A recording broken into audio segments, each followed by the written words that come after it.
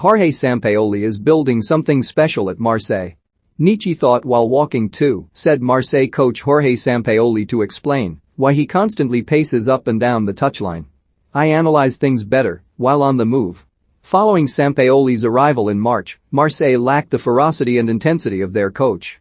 Now, however, they are playing with intensity and dynamism, embodying their manager's snarling, prowling touchline presence. Club and coach are a perfect match, and, after years of underachieving, Marseille may have finally found the right formula.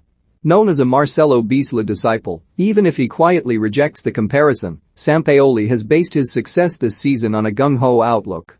It is working, with 4 wins and 2 draws from Marseille's first 6 games.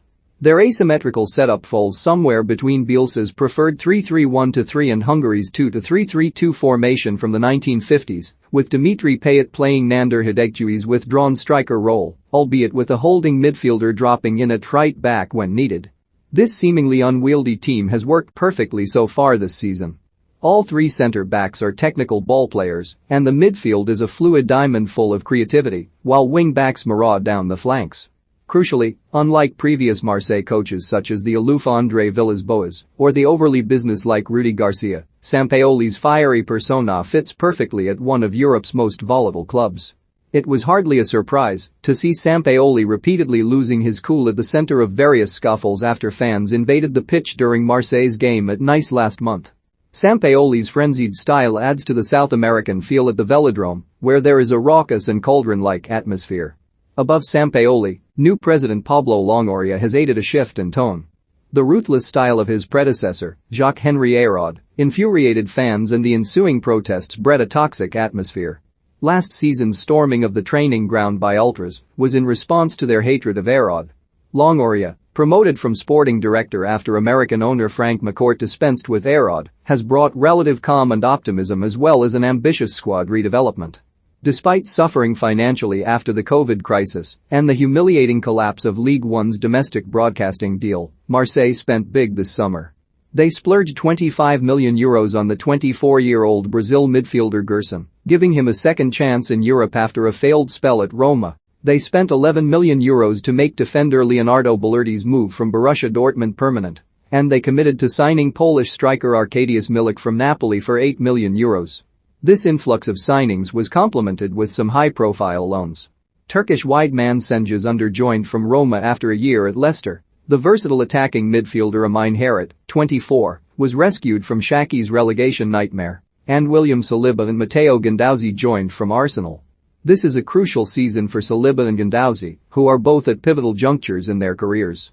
Despite this being his 4th season of senior football, 20-year-old Saliba remains a little raw, having had his development repeatedly halted by injuries and Arsenal's bizarre indecision over his future. The centre-back has a serene, composed style, but he desperately needs consistency and game time.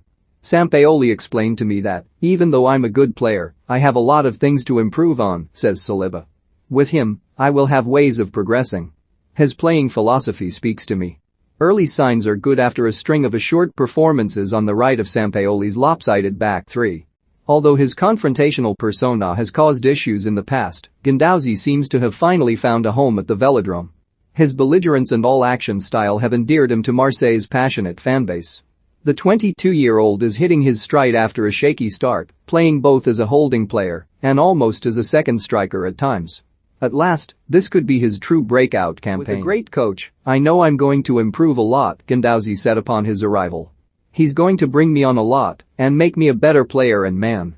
With the youngest squad in Europe's top 5 leagues, youth is central to a new-look Marseille. American winger Conrad de la Fuente, 20, is already embarrassing League One defenders after arriving from Barcelona. Boubacar Kamara, 21, continues to patrol the midfield having rejected Newcastle's advances this summer, and 21-year-old striker Bamba Dieng has been a revelation. Although his finishing needs refining, Dieng's intelligent movement has repeatedly caused issues in recent games. He scored a brace against Monaco earlier this month and hit the opener in Marseille's 2-0 win over Rennes at the weekend. At the other end of the age spectrum, Payet has been central to Marseille's resurgence. One of just 3 Marseille players older than 27, Payet's sparkling form has been both joyous and infuriating. Such commanding displays underline his supreme talent, but also the fact that previous fallow periods were due to his lack of application rather than any waning of his powers. Sampaoli deserves credit for cajoling the 34-year-old into such irresistible, swaggering form, often deploying him as an elusive false nine. Sampaoli has only been in charge for 17 games, so we should not get carried away. Short-term success is not unusual at Marseille. Garcia took the club to the Europa League final in 2017. The team topped Ligue 1 at Christmas in 2014 under Bielsa, and Villas-Boas produced a comfortable second-place finish in 2020. With the much scoffed-at Champions project long gone, Sampaoli's task is to avoid the implosion that many of his predecessors experienced. Bielsa's relationship with the club hierarchy quickly exploded. Villas-Boas quit in frustration after the signing of the unwanted Olivier Ntcham, and Garcia became the object of fan ire as the club missed out on European football in 2019. Sampaoli is as fiery as the club and could still go the way of his predecessors. When Angel Di Maria was asked about his time in charge of Argentina, he said of Sampaoli, "He's a very strange guy. It started very well, and it ended very badly." However, with a youthful, dynamic squad at his disposal, one of Europe's most vociferous fanbases back onside, and a more calming boardroom influence, Sampaoli has a chance at lasting success with Marseille. A goalless draw with Angers on Wednesday night kept Marseille second in Ligue 1. However long it lasts, there is finally a sense that, much like Sampaoli himself, Marseille are very much on the move. Lille 2-1 Reims Monaco 3-1 Saint-Étienne Montpellier 3-3 Bordeaux Nantes 3-1 Brest Rennes 6-0 Clermont Angers 0-0 Marseille Lorient 1-0 Nice Lyon 3-1 Troyes Metz 1-2 PSG Lens 0-1 Strasbourg For the second time in 4 days PSG produced a barely deserved injury time winner, this time to beat Metz 2-1. Having taken an early lead through Achraf Hakimi, complacency set in for the visitors and Metz kept battling, leading to Babacar Kouyate's deserved-headed equalizer. Despite Neymar's brilliance, PSG struggled to break down Metz's resolute low block. The game eventually turned when Metz captain Dylan Braun was sent off for a second yellow. Amid a bad-tempered finish to the match, Neymar's astute pass unbalanced a tiring Metz defense and Hakimi slammed home a 94th-minute winner.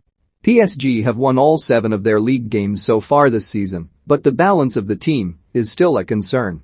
There was crowd trouble again in the midweek matches.